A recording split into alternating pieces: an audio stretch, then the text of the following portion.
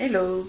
Aujourd'hui nous sommes le 10 février, ça fait à peine une semaine que je suis arrivée. Mais c'est le carnaval à Ayacuchano, ce week-end, pendant 4 jours, du coup de 10 au 14. Je vais être pendant tout le week-end au carnaval pour vous faire un petit vlog. J'ai mon programme, je sais pas trop ce que ça va être tous les trucs, je vous avoue.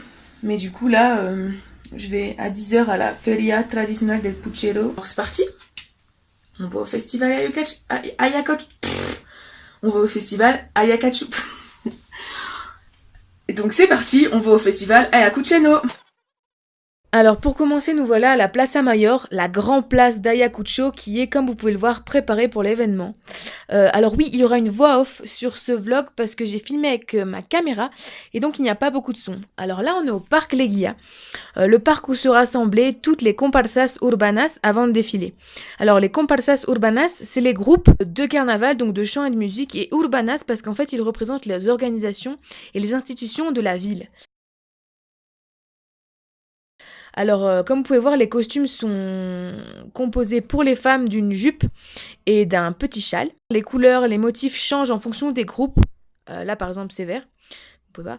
Et les hommes, c'est des ponchos. Bon, après, ça dépend. Par exemple, eux, c'est un comparsas qui représente les ouvriers. Ils sont déguisés en ouvriers. Et là, on peut voir 3 filles avec des ponchos. Et les hommes qui représentent la comparsas de la police d'Ayacucho.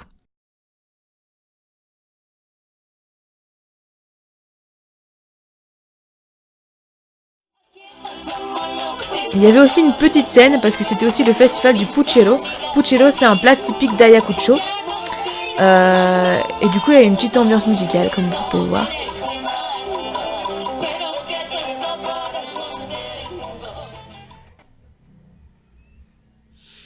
Voilà, il y avait de plus en plus de comparsas qui arrivaient.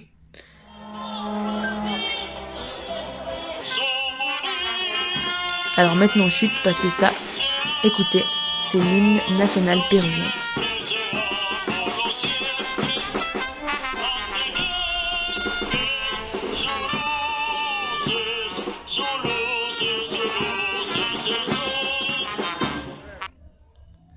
Bon, comme c'était un festival de bouffe, j'ai voulu goûter de la bouffe. Ça, c'est de la chicha, j'ai bien aimé. Ça, c'est le fameux puchero. Comment dire? J'ai détesté, j'ai rien mangé. Voilà. Et le dernier, je ne me souviens plus le nom, je pense que c'est un jus à base de maïs violet, je n'ai pas aimé du tout. Voilà, les comparsas commencent à s'ambiancer parce que le défilé va commencer. Je vous laisse avec le défilé.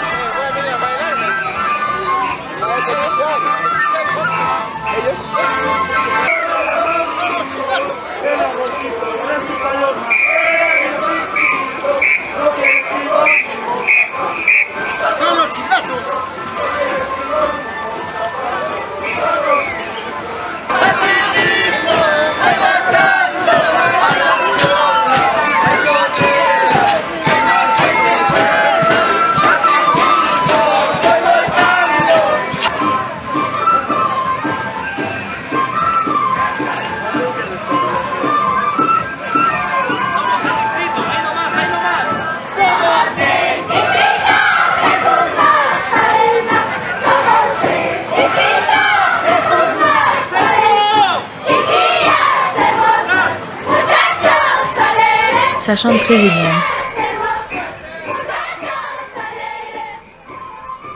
Au carnaval, il y a tous les âges, comme ces 3 petites filles qui dansent clairement mieux que moi, je pense.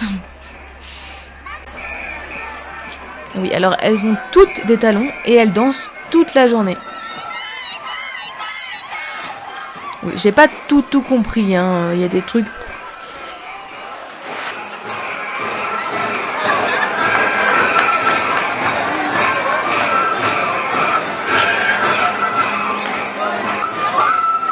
Alors comme vous pouvez voir, souvent les femmes dansent et chantent et les hommes chantent et font de la musique. Enchanté, monsieur.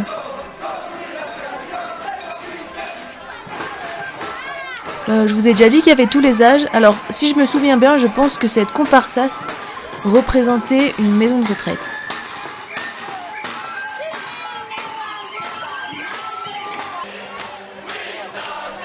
Et voilà, le point final des comparsas du défilé.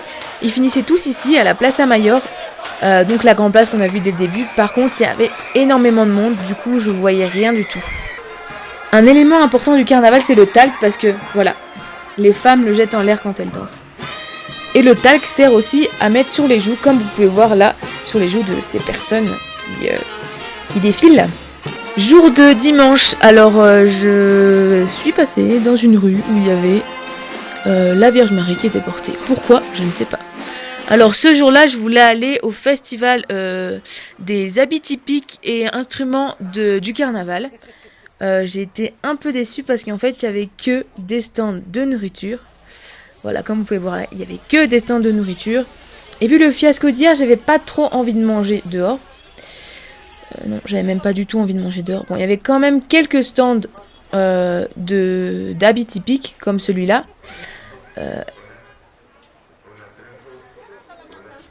Les sombreros. Et celui-là, on peut voir les tissus qui s'appellent manta.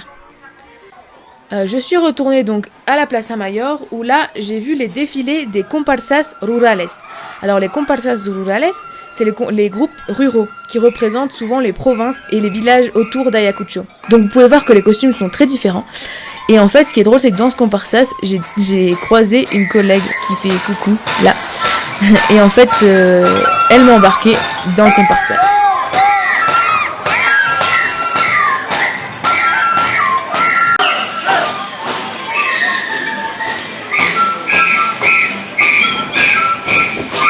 Je suis partie avec eux.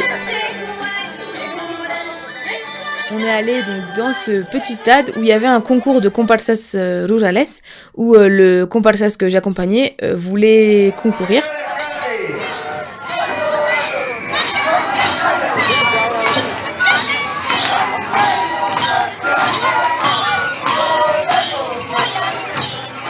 Donc là, il y a encore des défilés de comparsas rurales. Encore une fois, vous pouvez voir que les costumes sont très différents que ceux d'hier. Moi, perso, je préfère ceux-là. Je trouve ça vachement cool. Donc en fait, là, il y a plusieurs comparsas rurales qui défilent pour un concours pour gagner en fait un voyage à Andahuaylas. Je ne sais pas si je le dis bien. C'est la ville où il y a le carnaval, le grand carnaval péruvien. Et finalement, le groupe avec lequel j'étais a décidé de ne pas concourir à ce concours-là, mais à un autre. Du coup, on est retourné à la maison d'un des membres pour qu'il puisse répéter. On m'a aussi habillée de cette jolie jupe rose et de ce joli chemisier blanc. Et voilà, ils se sont entraînés pour gagner ce fameux voyage à Andahuaylas.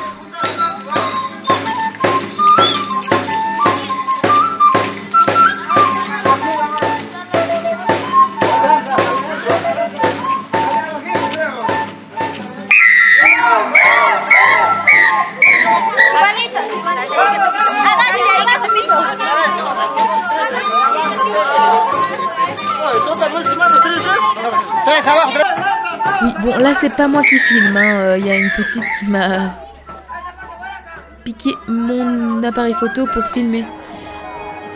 Cada comparsa tiene su estilo, o sea, cada comparsa baila de diferente manera, otros pasos, cada comparsa tiene su estilo. Por ejemplo, hay burro. Et voilà, nous voilà au stade Las Américas où il y avait un autre concours pour gagner ce pass pour Andahuaylas. Il y avait 11 comparsas qui concouraient et comme disait ma collègue tout à l'heure, tous ont leur style bien à eux, très différent.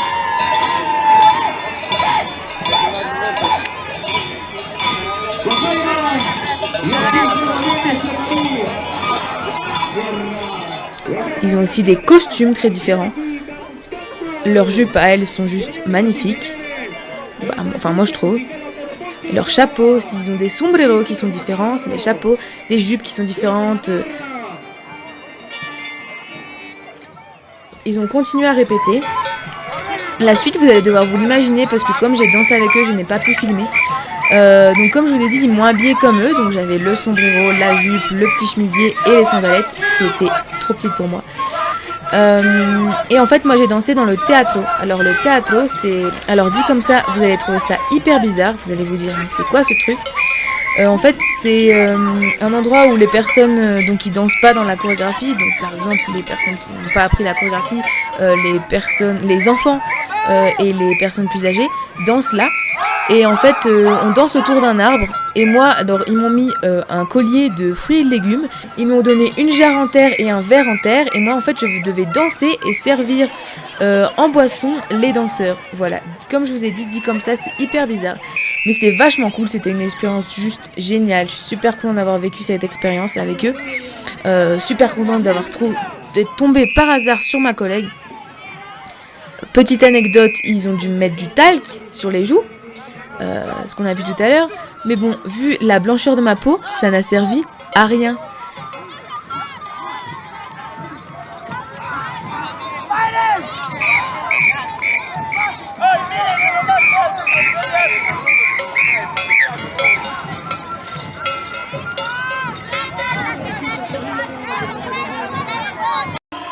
Et voilà, après cette journée, je suis rentrée.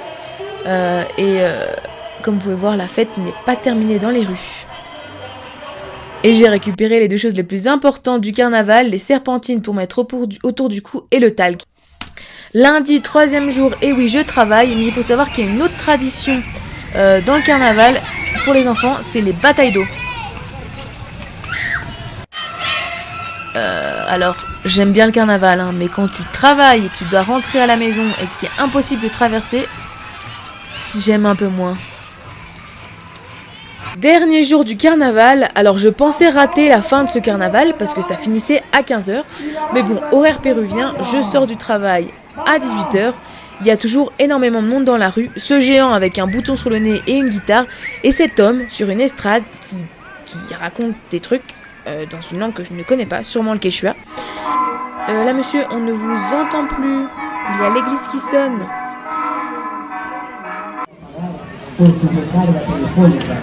Et cette vidéo est terminée. Je sais pas pourquoi j'ai fait ça. Comme vous pouvez voir, il est écrit vlog 1 carnaval parce qu'en fait il va avoir un vlog 2 carnaval. Et oui, le comparsas avec lequel j'ai dansé a gagné le concours et du coup ils sont partis à Andahuaylas et ils m'ont invité. Du coup je suis partie à Andahuaylas avec eux au Pukiay 2018. Donc le Pukiay 2018 c'est le concours de carnaval du Pérou, le concours national. C'est un gros événement, j'y étais la semaine dernière, c'est d'ailleurs pour ça qu'il n'y a pas eu de vidéo dimanche dernier. J'espère que cette vidéo vous a plu, abonnez-vous si vous n'êtes toujours pas abonné.